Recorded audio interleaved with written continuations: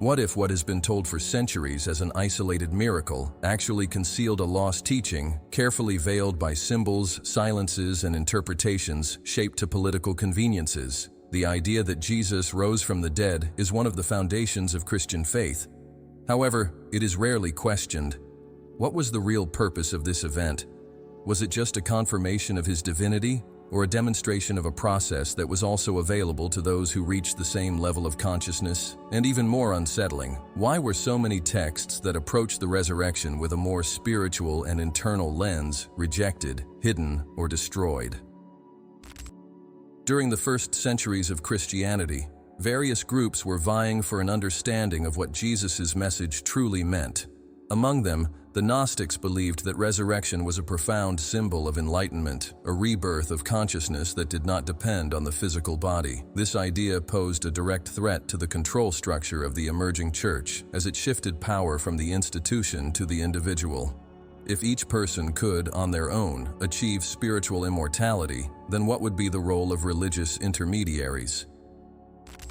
The canonical Gospels, those officially accepted at the Council of Nicaea in the year 325, were chosen not for their historical fidelity, but for their ability to align faith with a centralized and hierarchical narrative. Many other texts were considered heretical and banned, such as the Gospel of Thomas, the Gospel of Philip, and the Gospel of Mary Magdalene. In these, the resurrection is described as an inner awakening, a reconnection with the divine source that dwells within the being. And it is here that the mystery thickens. Why was this type of knowledge forbidden? The Council of Nicaea not only defined what was orthodox, but also condemned to oblivion an entire library of subtler and less dogmatic spiritual ideas. The power that emanated from these alternative teachings was profoundly transformative. They pointed towards an internal Christ, an accessible and awakened divinity in every human being. And this, for an empire that depended on the obedience of the masses, was unacceptable. The resurrection then was crystallized as an exclusive act of Jesus, unattainable, divine, distant. But the traces of this other narrative have not disappeared. Unearthed in the Egyptian desert in 1945, the Nag Hammadi manuscripts revealed a parallel, hidden, mysterious Christianity, older than many had imagined. In these texts, Jesus appears as a master of wisdom, instructor of a secret initiation, not as a savior to be passively worshipped. The resurrection is treated not as the return of a dead body, but as the victory of the spirit over ignorance, as a conscious rebirth. The difference between the physical body and the glorious body, for example, is often pointed out in post-resurrection narratives. Jesus is described as present but intangible, visible but transformed. He enters locked places, appears, and disappears. This doesn't merely suggest a reanimated body, but a transition to another frequency, a dimensional shift. This possibility challenges materialistic logic and paves the way for the notion that resurrection can be understood as a vibrational leap, an activation of a new state of being. Many scholars avoid this approach. However, some mystics, such as Jacob Boehme and later Rudolf Steiner, address the resurrection as an alchemical archetype of transmutation, from dense matter to light. In their interpretations, Jesus would have become a model of the spiritual man who underwent symbolic death to emerge in the fullness of his divine self. This process, far from being exclusive, would be the ultimate destiny of every evolving soul. The idea that Jesus would have left secret instructions for this path is not new, but remains largely ignored. Apocryphal texts and esoteric traditions speak of teachings passed on only to more advanced disciples, away from the crowds. A wisdom that would wait for the right time to surface, when humanity was ready. Perhaps we are approaching that moment. Throughout the centuries, this seed has been watered in silence, preserved in symbols, parables, metaphors, and underground traditions. From medieval alchemists to modern initiates, the idea of a living resurrection has persisted, an experience that does not depend on physical death, but rather on a detachment from the ego, from ignorance, and from identification with the transient body. The very figure of Jesus, throughout history, has been unfolding into multiple archetypes, Christ, the King, the Savior, the Shepherd, the Judge. But there is a less explored aspect, the secret instructor, the one who planted codes in his words, leaving trails for future generations to rediscover the lost path. This Jesus did not seek worship, but awakening. He did not ask for followers, but co-creators. When viewing the resurrection through this lens, the event ceases to be something you watch from the outside and becomes something you experience from within.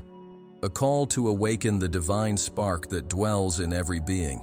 It's a challenge to cross the desert of doubt, the death of the old self, and be reborn into a new identity, more aware, more fulfilled, more alive. The question that echoes among scholars, mystics, and sincere seekers is, did Jesus live this process to show us that we could also live it? If so, what is missing for this teaching to be activated now, in our time? And if the veil of history began to lift, would we be prepared to resurrect while still alive?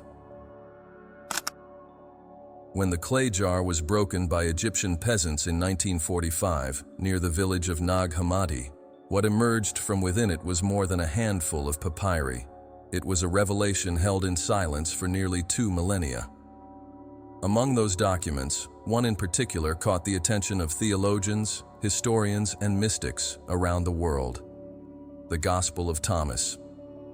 Unlike the canonical texts, it does not narrate miracles, does not speak of crucifixion, nor mentions resurrection as a physical act. Instead, it offers 114 sayings of Jesus, short, direct, and deeply enigmatic phrases that reveal a hidden map for inner transformation. The opening of the text is already a powerful provocation. These are the secret words that Jesus, the living, uttered, and that Didymus Judas Thomas wrote. By presenting itself as a bearer of secrets, the gospel already indicates that there is a hidden layer in Jesus' message, an esoteric dimension reserved not for the passive faithful, but for the daring seekers. The term secret words points to a knowledge that was not accessible to all, but reserved for those who were ready to hear beyond the words. Right in the first verses, one of the most famous ones catches the eye. If you know yourselves, then you will be known, and you will know that you are children of the living Father. But if you do not know yourselves, you will be in poverty, and you are poverty. This statement completely changes the logic of faith as dependence and subordination. Here, Jesus proposes self-knowledge as the key to accessing the divine. There is no mention of dogmas, temples, or intermediaries. The kingdom, he asserts later on, is within you and outside of you. This phrase, seemingly simple, was considered too subversive to remain in the accepted scriptures. The Gospel of Thomas is like a code. Its non-linear structure, devoid of narrative context, demands a different type of reading. Each logion, as its verses are called, functions like a puzzle piece that only reveals the complete picture when the rational mind is silenced and the intuitive heart takes the lead. The absence of miracles and stories serves to shift the focus from the outside and guide the reader to the internal journey. This invites us to ask, what if Jesus' entire life was a living metaphor for an internal process that we can all undertake? The Gnostics, a spiritual movement to which Thomas likely belonged, believed that knowledge, gnosis, was the path to salvation. But this knowledge was not intellectual, but rather experiential, lived. It was a wisdom born from delving into oneself, from the death of the ego and the birth of a new, enlightened identity. Therefore, Jesus, in this gospel, is not a Messiah who comes to save, but a teacher who awakens, a guide who lights the lamp of discernment and points inward. The contrast between faith and gnosis is central here. Faith, understood as blind belief, is replaced by the active pursuit of knowledge, and this knowledge cannot be handed over, only discovered. He who seeks will find. When he finds, he will be disturbed. When he is disturbed, he will marvel, and he will reign over the all. This passage is one of the deepest and most paradoxical in the Gospel of Thomas. It describes the spiritual journey as a spiral of deconstruction, disorientation, and ultimately, enlightenment. The truth, when revealed, disturbs, because it destroys the old foundations of the self. This logic is not exclusive to Gnostic Christianity. Buddhist teachings, Vedic texts, Sufi traditions, and Egyptian mystery schools all speak of the same journey: to depart from the illusion of self, pass through the dark night of the soul, and reunite with the original light. In this sense, the Gospel of Thomas is a link between the wisdom of the East and the West, revealing that Christ is not just a historical figure, but a universal symbol of human awakening. Why, then, was this gospel excluded? The answer seems obvious. It decentralizes power, debureaucratizes the sacred, breaks with religious hierarchy, and puts the truth in the hands of each individual. There is no need for a church, a priest, or delegated forgiveness. There is only the direct, intimate, radically personal path between the being and its divine origin. This kind of message, if widely disseminated, would have made an entire power structure based on fear, guilt, and intermediation obsolete. Furthermore, Thomas is portrayed in canonical traditions as the doubter, the one who questioned Jesus' resurrection. But here, he is the confidant of the deepest secrets. This raises another question. What if Thomas was marginalized precisely because he carried teachings that challenged the emerging structure of the church? What if he, instead of a doubting apostle, was the guardian of an original, internal, symbolic, and transformative Christianity? Another fascinating element is the absence of any command for worship. Jesus, in Thomas, does not ask to be idolized. Instead, he says, "He who drinks from my mouth will be like me, and I will be him, and the hidden things will be revealed to him." This sounds almost like a spiritual alchemy, a fusion between master and disciple, between the limited self and the divine self. Here, resurrection is a state of consciousness that can be shared, experienced, embodied. The last verses of the Gospel are even more mysterious. When the disciples ask Jesus, "When will the kingdom come?" Зрение, он отвечает, "Это не придет по ожиданию." It will not be said, "Look, it's here," or "It's there." But the kingdom of the Father is spread out over the earth, and men do not see it. This statement encapsulates the entire logic of Thomas's message. The divine is not in an apocalyptic future, but in the present awake. The resurrection, therefore, is not a distant cosmic event, but a moment of pure perception. In light of this, an inevitable question arises. Why are we waiting for a miracle if the miracle is already within us, simply waiting to be recognized? The Gospel of Thomas invites us to stop searching outside, to abandon the magical expectation, and to delve into the vastness of our own being. There, in the silence between thoughts, in the gap between doubt and faith, perhaps we will find the true Christ, not the one crucified by history, but the living, hidden, pulsating one within each of us. While the modern world views the Essenes as a marginal sect of antiquity, quiet and isolated on the shores of the Dead Sea, those who look with more discerning eyes perceive something much deeper. It was not just a religious community living in seclusion, but rather an ancient school of wisdom, committed to the spiritual elevation of the human being. Their records, discovered in Qumran in the caves near the Dead Sea, are perhaps the missing link between the teachings of Jesus and ancient spiritual practices from Egypt, Persia, and even India. The life of the Essenes was based on strict discipline, daily meditations, periodic fasting, dietary purity, philosophical studies, and practices aimed at purifying the body, mind, and spirit. They firmly believed that the human body was a temple that could be perfected until it became worthy of channeling the divine presence. For them, immortality was not a belief, but a goal to be achieved through the awakening of the inner light. This vision was not allegorical, it was practical, experiential, and deeply transformative. Unlike the priestly traditions of Jerusalem, which had become corrupted by Roman political power, the Essenes kept themselves away from cities and lived in harmony with nature. They believed that the rhythms of the universe were inscribed both in celestial bodies and in the human body. Their knowledge of astronomy, medicinal herbs, magnetism, vibration, and sacred geometry reveals a sophistication that defied the time in which they lived. They saw the human being as a microcosm of the universe, where everything could be aligned to achieve spiritual perfection. John the Baptist, often overlooked as a central figure in Jesus' path, was likely initiated into the Essene rites. His life in the desert, the baptisms, the emphasis on repentance and purification all point to a direct connection with this sacred order. The very idea of preparing the way was not just moral, it was energetic.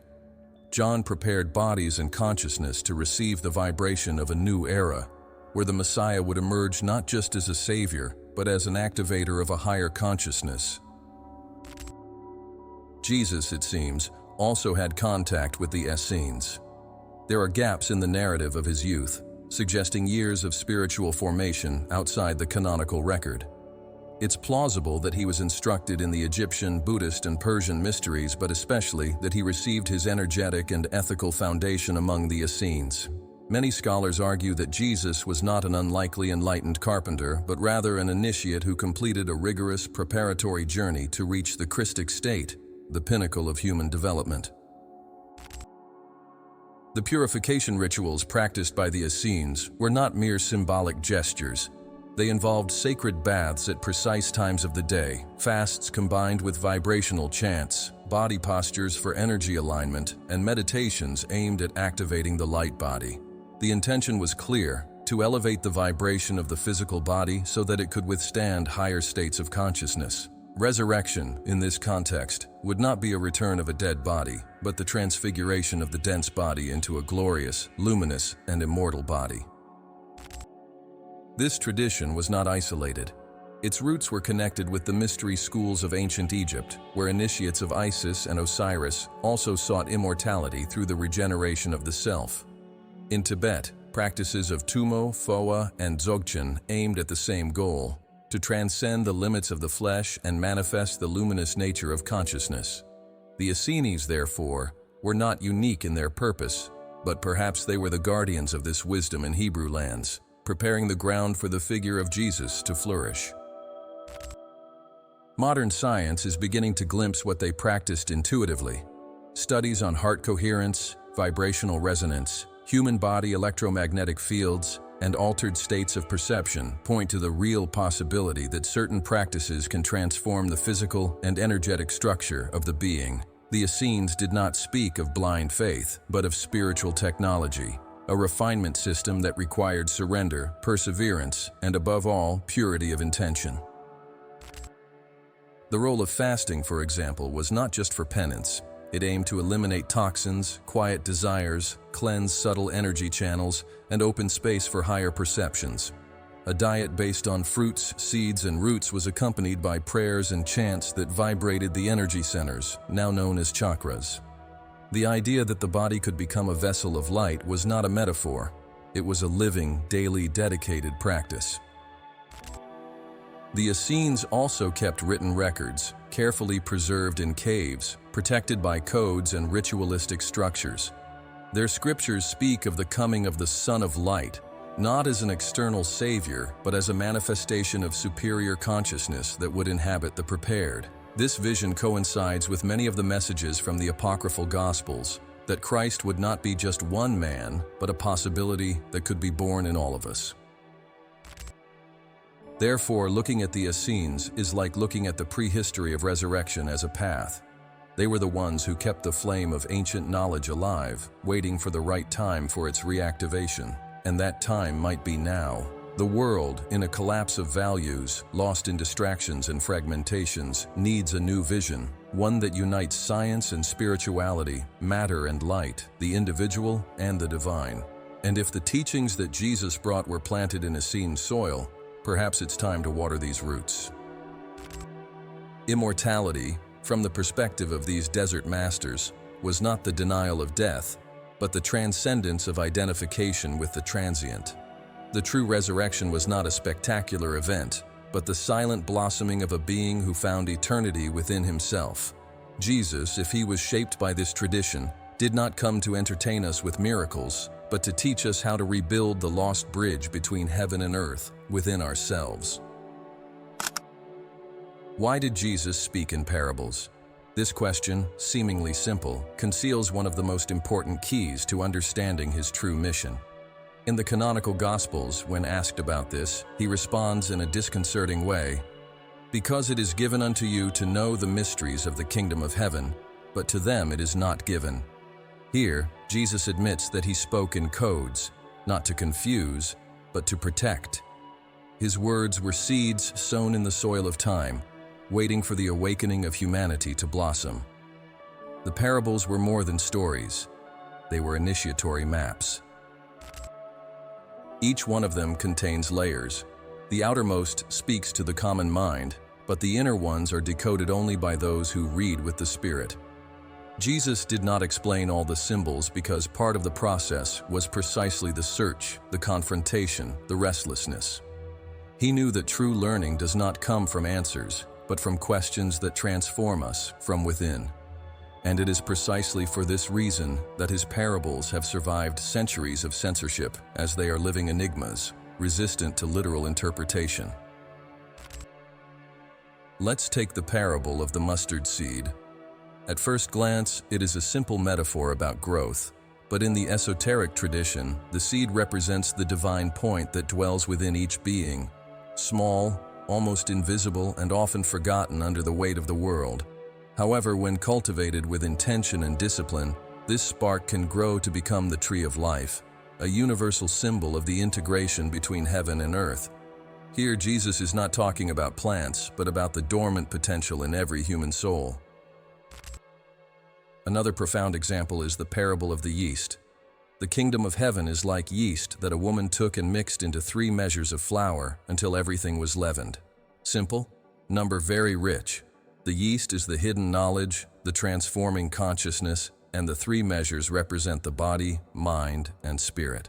The woman's hidden work is internal alchemy. She doesn't show, doesn't announce, she just mixes in silence. This is the teaching of discrete transformation, invisible to the world's eyes, but powerful on the subtle plane. Jesus also said, "The kingdom is like a treasure hidden in the field." And again, the field is the human being. The treasure is buried, requiring excavation, patience, and detachment. When someone finds it, they sell everything they have to acquire it. This represents the abandonment of the old identity, the illusion of the ego, in exchange for the truth that liberates.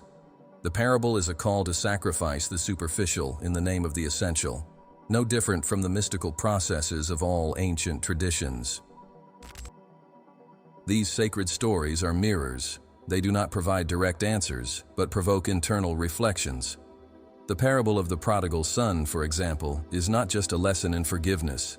It represents the complete cycle of the soul, the distancing from the source, the plunge into the world, the crisis of separation, and the return home.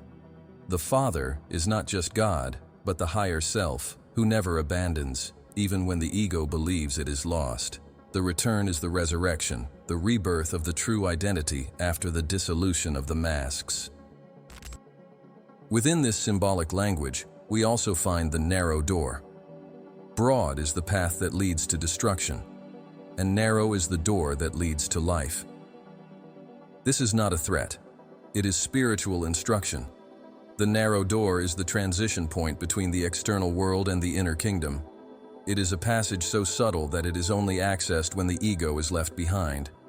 Just like in physical birth, the new being only emerges after compression, suffering, and renunciation. The path of ascension requires a reduction of self for the expansion of spirit. Another recurring figure in the parables is the master who returns unexpectedly. This image appears several times in stories such as those of the wise and foolish virgins, or of the Lord who returns and finds his servants unprepared. This represents the moment of enlightenment, the sudden activation of higher consciousness. It arrives when least expected, and only those who were prepared, attentive, and aligned are able to receive it. The message is clear: stay alert, for awakening does not give notice. Further on, we have the symbol of the wheat grain that dies to bear fruit. Jesus says, "If the wheat grain does not die, it remains alone, but if it dies, it produces much fruit." This death is not physical, but symbolic. It is the death of the ego, of the illusion of separation. The fruit is born from the sacrifice of the old identity. The resurrection is presented here as a natural process, but it requires surrender. Nothing bears fruit without first breaking the shell. This teaching echoes in the tradition of the cross, not as punishment, but as transition.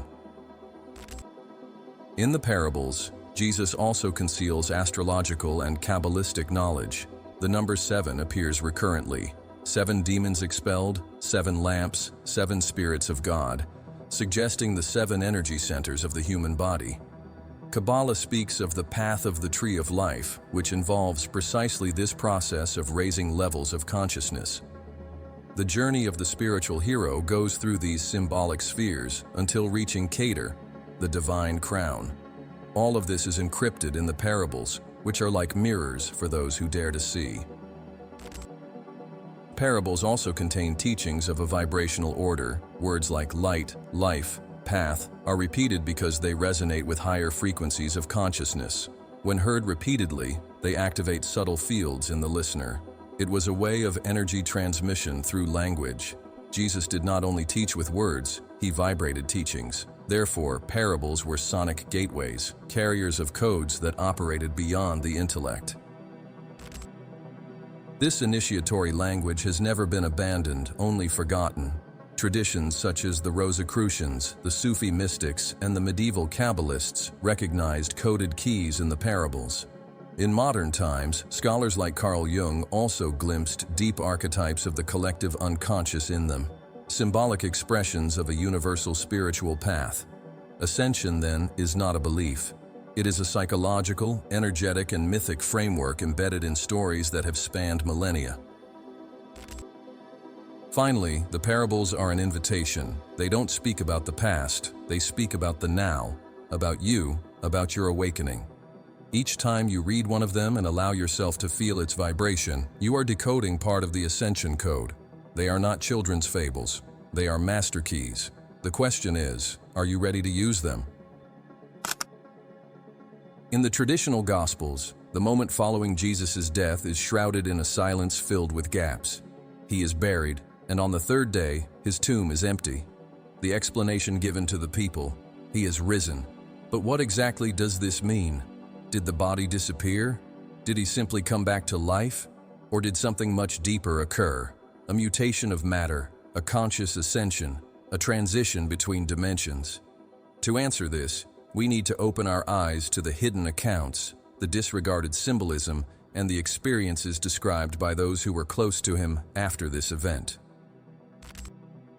The Gospels say that, after his resurrection, Jesus appeared to his disciples several times, but something was different. He would appear unexpectedly, pass through walls, appear in locked places, and disappear in the same way. Mary Magdalene didn't recognize him at first. The disciples on the road to Emmaus spoke with him without knowing who he was, until, in a moment of recognition, he vanished before their eyes. These accounts completely defy the logic of a common physical body. We are facing something higher, a subtle, vibrational, incorruptible body. This body is referred to in scriptures and by mystics throughout the centuries as the glorious body, body of light, or resurrection body. It is not a body that returns from death as a restoration of the flesh, but a high-vibration vehicle, free from the limitations of time and space. It represents a new stage in human evolution, an ontological leap that does not contradict science, but transcends it. Jesus did not return as an animated corpse. He emerged as a transfigured being, whole, luminous, capable of moving between worlds. This concept is not exclusive to esoteric Christianity. In many ancient traditions, the light body is a stage of advanced spiritual process. In Tibet, for example, there's talk of the rainbow body, a result of years of practice and purification where the physical body literally dissolves into light. The Egyptians referred to it as Sahu, a spiritual body formed after the death of the physical body, bringing together all the subtle parts of the being. In Kabbalah, the concept of Merkava represents a chariot of light for the soul's ascension. All this points to a universal truth. There are more bodies within us than the visible flesh. Why, then, has the dominant theology silenced this perspective? Because it gives humans a revolutionary possibility, the ability to achieve this state through merit, consciousness, and practice. The glorious body is not a divine privilege, but the result of maximum spiritual integration. It requires purity, self-knowledge, and profound transformation. The established power is not interested in each person discovering this latent ability. It's easier to maintain faith as a dependency on another's miracle, rather than as an awakening of one's own divine potential. The 40 days after the resurrection are crucial. Jesus remains among the disciples, teaching in secret, revealing mysteries of the kingdom. Little is recorded about what was said during these days, but many apocryphal and Gnostic texts assert that he shared teachings about the higher worlds, about the path of ascension, and about the glorious body. It was knowledge reserved for the initiates, not for the masses. And this silence invites us to listen more deeply. What he taught after death may be more important than everything he said before it. In some of these hidden accounts, such as in the Gospel of Philip and the Nag Hammadi manuscripts, it is said that the resurrection body is created while one is alive. It is woven with actions, thoughts, emotions, and conscious choices. It is born from the elevation of personal vibration, the harmonization between the subtle bodies, and the dissolution of internal shadows. That is why Jesus said, "Whoever wants to save their life will lose it, but whoever loses their life for my sake will find it." This was not about physical death, but about renouncing the illusory identity to find the true life. Science is now beginning to touch upon these mysteries. Research on biophotonics indicates that the human body emits light, and that this light increases during states of deep meditation. Studies on the toroidal field around the human heart reveal an energetic intelligence that surpasses the brain. Experiments with non-local consciousness, bilocation, and near-death experiences suggest that we are much more than flesh and bone. The glorious body, then, is not a mystical fantasy. It is a gestating future reality. In early Christian iconography, there are depictions of Jesus surrounded by mandorlas, ovals of light that envelop his body, a symbol of the transfiguration. These are not mere decorations, but visual representations of the vibrational state he achieved. This symbol also appears in Eastern art and sacred geometry, indicating that the state of resurrection is a frequency, an energy signature accessible to anyone who follows the path of inner purification. This is what transforms discipleship into a journey and worship into an experience. The physical disappearance of Jesus, his so-called ascension, completes the process. He does not die again. He does not age. He does not remain among us in physical form. Instead, he rises, not to geographical heavens, but to a higher dimension. This echoes what many traditions report about enlightened masters. They vanish into thin air, become light, transcend matter. The ascension is the closing of the initiatory cycle. From birth to death, from death to transfiguration, from transfiguration to merging with the whole. This journey, presented by Jesus as a universal path, is not limited to a miraculous event. It is an internal process that can be embarked upon by any human being. This is what makes his message so powerful and so dangerous to structures that control through fear and separation. If each of us has within us the ability to generate our own glorious body, then the resurrection is not a story of the past, but an invitation to the present. The question remains, are we cultivating this body now, or are we distracted in the illusion of the dense world? Are we using our choices, emotions, and practices to elevate our vibration, or are we sinking into the distractions and desires of the ego? Resurrection is a verb in progress. The glorious body is a future planted in every act of consciousness. Jesus did not return from death to be idolized. He returned to show the way, and this path is still alive within us. If the resurrection of Jesus represented not just a singular event, but the culmination of a living spiritual technology, a process of elevation accessible to others, then the inevitable question is, who received this wisdom? He did not bring it into the world merely to impress or prove his divinity. He brought it to transmit, to ignite flames in other hearts, to leave a living trail of initiation. And if there was indeed a hidden teaching, it did not disappear with the cross. It was entrusted to a silent lineage that crossed the centuries under the veil of anonymity.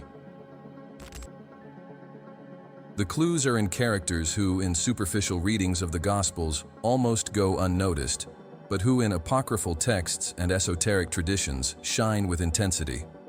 Mary Magdalene, for example, was much more than just a redeemed sinner. In writings such as the Gospel of Mary, that of Philip, and the Gnostic texts of Nag Hammadi, she is portrayed as Jesus' intimate companion and most advanced disciple, the one who understood his words in depth and with whom he shared revelations that he did not even trust to the 12. In one of these texts, Pedro shows irritation at the fact that Jesus spoke to her privately. He questions, "Did he speak to a woman apart from us? Should we all change and listen to her? Did he prefer her over us?" The tension here is clear. It's not just spiritual jealousy, it's a reflection of a deeper conflict. Pedro represents the institutionalization of faith, hierarchical power. Maria represents internal, direct, intuitive knowledge. This clash marks the division between exoteric Christianity and esoteric Christianity, between dogma and awakening. The oral tradition of the early centuries spoke of an initiatory lineage that extended not only among the apostles, but among silent initiates who received teachings through unofficial channels. These groups were known as the pure ones, the perfect ones, the children of light. Later, they would be identified with names such as Gnostics, Montanists, and later with the Cathars, the Rosicrucians, the Alchemists, and even with the early Templars. This lineage did not rely on positions or titles, but on vibration, on commitment, on inner preparation. The Cathars, for example, who thrived in the Languedoc region, southern France, during the 12th and 13th centuries, believed that the true teachings of Christ had been corrupted by the official church. They spoke of the inner light, reincarnation, vibrational purity, and the duality between the material and spiritual world. And just like the early Christians, they were persecuted, excommunicated, and exterminated, especially by the Albigensian Crusade, led by the Inquisition. Why such hatred? Because they carried a living doctrine that threatened the monopoly of institutionalized faith. At the heart of Cathar tradition was the belief that Christ was not just Jesus, but a universal principle that had incarnated in Jesus as a model, and that this Christ could incarnate in any human being who was ready. They practiced the consolamentum, a spiritual rite of passage aimed at preparing the body and spirit for this conscious rebirth. The Cathars openly spoke of resurrection as an internal process, initiated in life, that would culminate in the return to light. The echo of this vision is the same as found in the apocryphal Gospels. The Rosicrucians officially emerged in the 17th century, but with older roots, claimed to inherit an Egyptian, Christian, and alchemical tradition. They spoke of the polishing of the soul, the refinement of subtle bodies, the transmutation of the ego, and the birth of the spiritual man. Their texts, such as the Fama Fraternitatis and the Confessio Fraternitatis, indicate that the true initiates are invisible to the world but active behind the scenes of evolution. The lineage is not of blood, it is of consciousness. The initiate is recognized not by words, but by the vibration they carry. The alchemists, in turn, saw in the philosopher's stone not an object, but the symbol of the realized soul itself. For them, Jesus was the supreme example of someone who completed the magnum opus, the great work. The crucifixion was the separation of the ego, the dissolution of raw matter. The resurrection was the coagulation of the pure essence, the birth of the glorious body. Many of the symbols used in medieval alchemy, the incorruptible gold, the sacred fire, the mercury, were coded ways of describing the process of enlightenment that directly connects with what Jesus demonstrated. And the Templars? These warrior monks founded their order on the ruins of Solomon's Temple in Jerusalem and returned from the Holy Land with knowledge that would forever change Europe. Although seen as soldiers, many scholars claim they were also guardians of profound spiritual secrets. There are symbolic records that they studied astrology, alchemy, sacred geometry, and apocryphal texts. Many believe they found manuscripts about Jesus' true mission and hid them in the most unexpected places in Europe. The spiritual lineage did not remain intact by chance. It spread like an invisible network, connecting initiates across different times, languages, and cultures. Each group carried a part of the whole, and whenever humanity neared a collapse or transition, like today, this wisdom resurfaced, never explicitly, but as a seed planted in awakened consciousnesses. The heirs to Jesus' teaching did not use titles, they used presence. They did not speak of the truth, they embodied it. Many of these initiates wrote under pseudonyms, hiding their knowledge in symbolic works, music, architecture, and art. Gothic cathedrals, for example, are living esoteric maps, with proportions based on sacred geometry, each stone vibrating encoded teachings. They were not just temples for prayer, but spaces built to elevate the soul to the frequency of the glorious body. The path of ascension was carved into the walls, hidden from hasty eyes, revealed only to quiet hearts. Jesus knew that his message would not be immediately understood.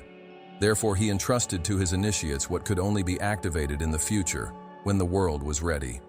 This lineage continues to live, not in the blood, but in the spirit. Not in palaces, but in the deserts of the soul. And the call now is clear: to recognize that the thread of this lineage is being pulled again, and that many already hear the call to continue the work, not as religion, but as collective awakening. There is something in the air, in the skies, and in our hearts, something that pressures, destabilizes, summons. Amidst global chaos, ecological crises, social collapses, and the exhaustion of old systems, a question emerges that imposes itself as a universal whisper. Is it time for the revelation? For many, this sounds like an apocalypse. But for those who have studied the ancient cosmic and spiritual cycles, this moment represents something much larger: the harvest of seeds that were planted thousands of years ago. Among them, the instructions left by Jesus, which seemed lost, but were simply waiting for the time of activation. Esoteric traditions have always known that human history is not linear. It moves in spirals of consciousness, large cosmic cycles marked by astrological movements, planetary alignments, and vibrational pulses from the galaxy. What the ancients called ages were not just symbolic calendars, they were frequency fields. The age of Pisces, which began 2,000 years ago, was marked by the symbol of the fish, the same one associated with the nascent Christianity. It was an age of faith, sacrifice, surrender, but also of manipulation, dogmas, and forgetfulness. Now we are entering, or according to some masters, have already entered, the age of Aquarius, and with it, a new light begins to emerge. Aquarius is the sign of collective consciousness, of revealed truth, of mental expansion, and of boundless spiritual awakening.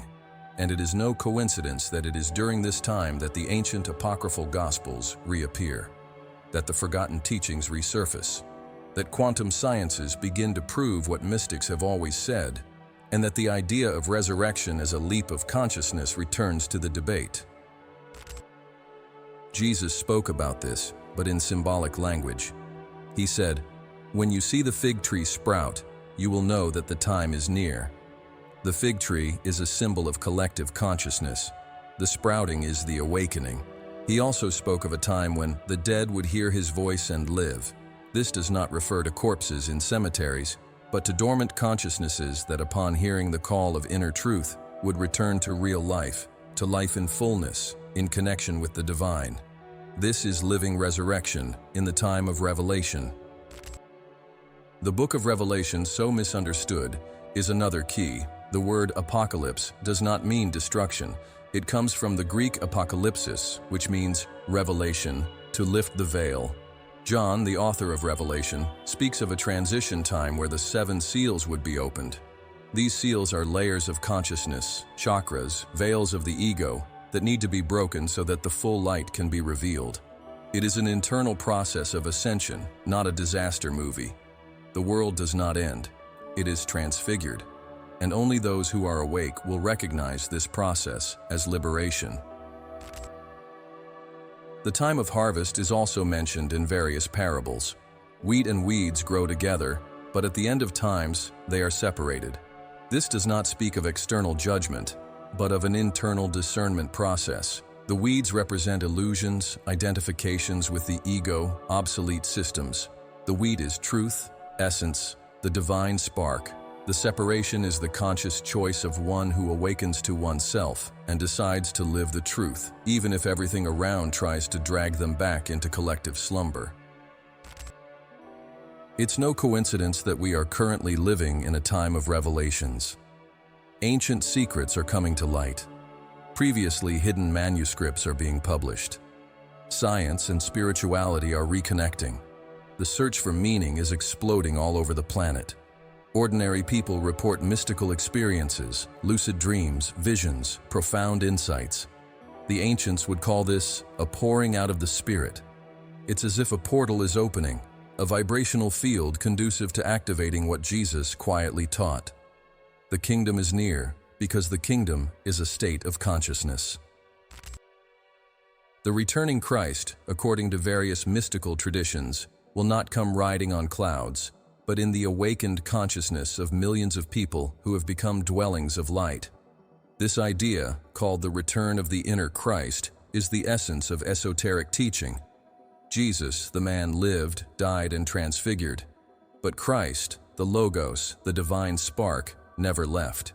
He dwells in each of us, asleep, waiting for the right moment to emerge. And this moment is being announced not by trumpets, but by synchronicities, collapses, and sudden awakenings. The signs are everywhere: breakdown of old systems, fall of idols, erosion of institutions that once seemed unshakable. At the same time, a new spirituality emerges, without labels, without dogmas, but full of presence, truth, and simplicity. People who never had an interest in religion begin to seek meaning. Children with inexplicable wisdom. Spontaneous connections between people from different cultures and traditions. This is not a coincidence. It's a field. It's frequency. It's the vibration of the kingdom arriving. What if the hour of revelation that Jesus mentioned was not a fixed point in time, but a vibrational readiness state of humanity? And what if he knew that his teachings would be forgotten and, at the same time, encoded to resurface at the right time? Many of the texts we have described so far confirm this. They point to the future, to a time when suffering and oppression would no longer be enough to contain the light that springs from within. Today, more than ever, this light seeks a channel through which to manifest. It is not a privilege of gurus or saints. It is accessible to all who are willing to die to their old selves and be born in a new state of being. The revelation will not come by miracle, but by overflow, by inner cleansing, by lived truth. Jesus did not promise us ready salvation. He offered the path of transformation. And now the heavens align so that we may choose to follow this path or continue dreaming. The question that remains is straightforward, yet profound. If this is the time of revelation, what still prevents us from seeing? Which veils have not yet been torn within us? Because the kingdom is not yet to come, it is already spread across the earth. All that's left is to recognize it. Talking about resurrection is not just reflecting on a historical event or a spiritual symbol. It is, above all, bringing to light a concrete possibility, that of experiencing a radical transformation within this life. What we call internal resurrection is not a mystical idea reserved for secluded monks or unreachable saints. It is a real, accessible practice that can be built day after day with intention, discipline, and awareness. It is the rebirth of the spiritual identity, the liberation from the conditioned self, and the full manifestation of the divine spark. This process begins with an essential step: the recognition that we are not just the body, nor just the mind. We are consciousness embodied in a temporary experience. But throughout life, we confuse ourselves with our roles, emotions, memories, and desires. The first practice, then, is deep self-observation, the act of observing our thoughts, behaviors, and emotions without judgment, just with presence. This allows us to dissolve illusory identifications and initiate the separation between the ego and the real self. Breathing is the bridge between the visible and the invisible. Every rebirth practice begins with it. Techniques such as conscious breathing, heart coherence, and rhythmic breathing help to realign the internal and external systems. When we breathe with presence, we awaken the subtle energy field, silence the mental noise, and open space for higher states of perception. Breathing is, as the Essenes taught, the first prayer because it is in it that the Spirit dwells. Another essential practice is conscious fasting. More than just food abstinence, fasting is an alchemy that purifies the physical and energetic bodies. It breaks automatic patterns, cleanses the nervous system, and strengthens the will. It can be practiced in a light and progressive way: intermittent fasting, liquid fasts, or even fasts from words and digital stimuli. Fasting is about creating space, and where there is space, light can enter. This is how the ancients prepared the body for profound experiences of spiritual revelation. Nutrition, in turn, should be understood as vibration. Each food carries a frequency, and when we consume it, we incorporate this frequency into our fields. Fruits, seeds, raw vegetables, sprouts, and live foods contribute to vibrational alignment. The body needs to be tuned like a sacred instrument. The lost teachings of the Essenes spoke of meals made in silence, with gratitude, and which nourished not only the body, but the spirit. Eating is not about filling the void, it's about celebrating life. Inner silence is perhaps one of the most powerful tools for internal resurrection. In a world saturated with voices, stimuli, and distractions, learning to be silent is revolutionary. Contemplative meditation, the simple act of sitting in silence, observing one's own presence, allows the field of consciousness to expand. It is in this space that the ego begins to dissolve and the inner Christ can emerge. It's not about stopping thinking, but about remembering who observes the thoughts. Emotions are also fields of transmutation. Anger, fear, sadness, when suppressed or denied, become obstacles. But when embraced and consciously breathed, they transform into portals. The practice of compassionate self-acceptance is essential for inner rebirth. To resurrect is to integrate. It is to welcome each fragmented part of the self and bring it to the light. Nothing is excluded. Everything is redeemed. This is what Jesus demonstrated by touching the marginalized, the impure, the forgotten. Everything can be restored. Furthermore, the body needs to be included in this process. Conscious movement such as yoga, qigong, or meditative dance reactivates energy flows. The body is a temple, but also a map. Imprinted on it are memories, traumas, codes, and potentials. Working with the body is opening doors to spiritual memory. Many traditions speak of the awakening of the Kundalini, the serpentine energy at the base of the spine. When activated with balance, it travels through the energy centers and culminates in the awakening of Christ consciousness. Another essential tool of resurrection is the use of sound. Sacred chants, mantras, vocal intonations, and instruments such as Tibetan bowls, drums, and bells have the power to recalibrate internal frequencies. Sonic vibration is the language of creation. In the beginning was the word, the sound, the verb. Christ is the logos, the incarnate divine sound. When we use sound with intention, we activate the body of light. A simple OM chanted with presence can dissolve layers of density. In the modern world, a practice of great power is the disidentification with social roles. We are led to believe that we are what we do, what we have, what others think of us. But resurrection only occurs when we dare to die to these masks. The practice of truth is the daily exercise of living from the essence, even if it displeases the world. Saying yes to what resonates with the soul, saying no to what repeats patterns of imprisonment. Authenticity is a spiritual path. Technology can also serve resurrection if used consciously. There are modern practices such as neurofeedback, binaural beats, meditative virtual reality, and spiritual biohacking that aid in consciousness expansion. But the key is intention. Nothing can replace sincere surrender, the genuine desire to transcend. Jesus didn't talk about technique, he spoke of truth. He said, "The truth will set you free." And the truth that sets you free is the one that reveals who we are beyond fear. The ultimate and highest practice is conscious love. not romantic love, conditional, needy, but the love that recognizes the light in others, that serves, that gives, that forgives, that heals. Resurrection fully happens when we start living for something greater than ourselves, when the separate I dies and the unified I is born. Jesus said, "No one has greater love than this, to lay down one's life for one's friends." This is not about physical death. It's about offering presence, compassion, truth, every day. In the end, internal resurrection is not a destination, but a path, a practice, a daily choice to awaken, to transmute, to love. We don't need to die to experience this rebirth. We can, and should, start now. Christ lives where there is truth, silence, breath, surrender. The tomb of the ego is open. The stone has already been removed. The question is, are you ready to step out? The greatest tragedy in history was not the crucifixion of a man, but the crucifixion of the teaching he came to bring. Over the centuries, Jesus' message has been carved into stone, shaped into dogmas, trapped in rituals, tamed into institutions. The man was elevated to divinity, but the process he embodied was forgotten. And at the heart of this loss lies the most potent truth.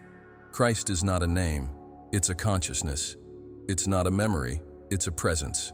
And this presence is alive, pulsating now within you. Jesus never asked for worship. He never demanded temples, hierarchies, or intermediaries. He said, "Be perfect as your Father is perfect." He said, "Do what I do, and even greater things you will do." He did not come to show himself as unattainable. He came to prove that divinity is possible here, in flesh and bone. The Christ that dwelled within him can dwell within all. He did not die so that you could idolize him. He died so that you could truly live, and showed that death is merely the beginning of a new birth. The prophecy, therefore, is not in a sealed book or an apocalyptic calendar. The true prophecy is in motion. It's happening now, within every human being who feels the call of truth. We are living in a time when the inner Christ needs to be awakened. There won't be someone coming to save us.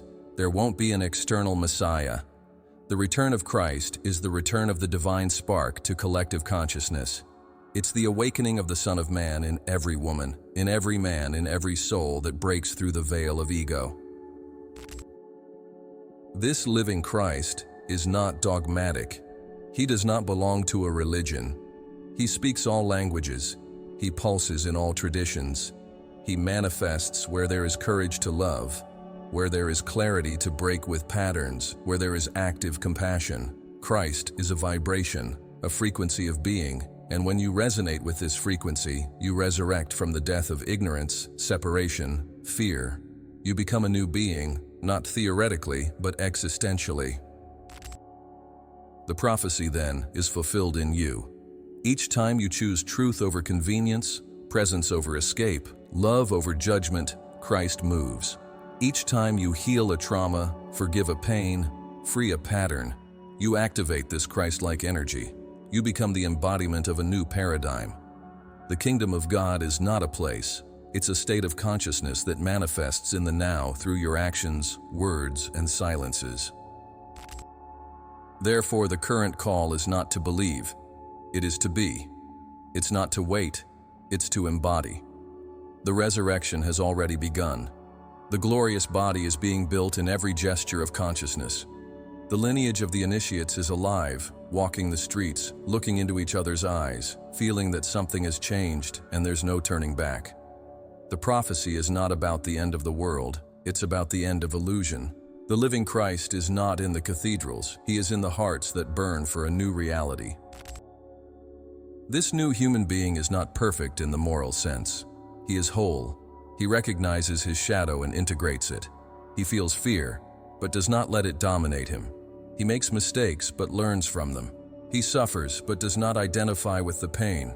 He lives in the world, but does not belong to the old system. He is, as Paul said, a new man, a new creature. And this is the greatest miracle, to become whole, conscious, present, while still walking among the imperfections of the world. The living Christ is also collective.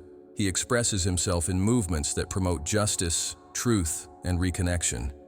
He is in those who protect the earth, in those who heal with their hands, in those who teach with their hearts, in those who silence themselves to hear the voice of the Spirit. He is in those who do not surrender to cynicism, even in the face of collapse. Christ is revolutionary, not against governments, but against the lie that lives within us. He did not come to do politics. He came to overthrow the empires of the ego. The cross, which for so long has been a symbol of suffering, now reveals itself as the gateway. It is on it that the ego dies. It is on it that the old dissolves. It is on it that the flesh surrenders to the light. And on the other side, there is the empty tomb, the ultimate symbol that death does not have the final word. The physical body may die, but the eternal being does not. Christ is the reminder that we are eternal beings living a temporary experience, and it is time to remember. Humanity has reached a crossroads. Either it is reborn or it repeats.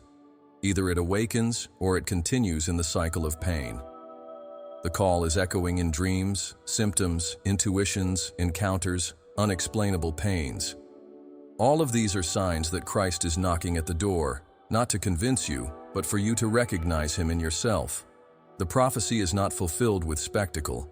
It is fulfilled in silence, within the heart that finally says, "Yes, I remember. I am." The time for revelation is not yet to come. It has already arrived. Light is being kindled in every corner, but it demands action, surrender, responsibility.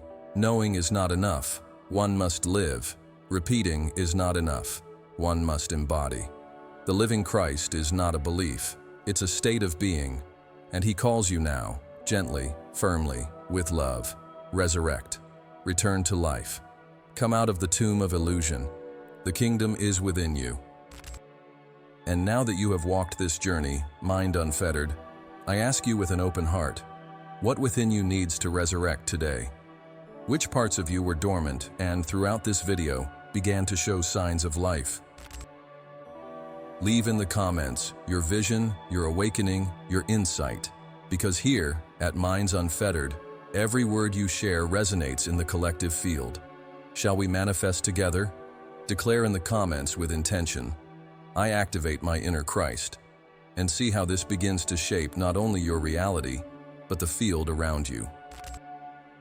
Our space is a sanctuary for growth, and your presence here is a vital part of this construction.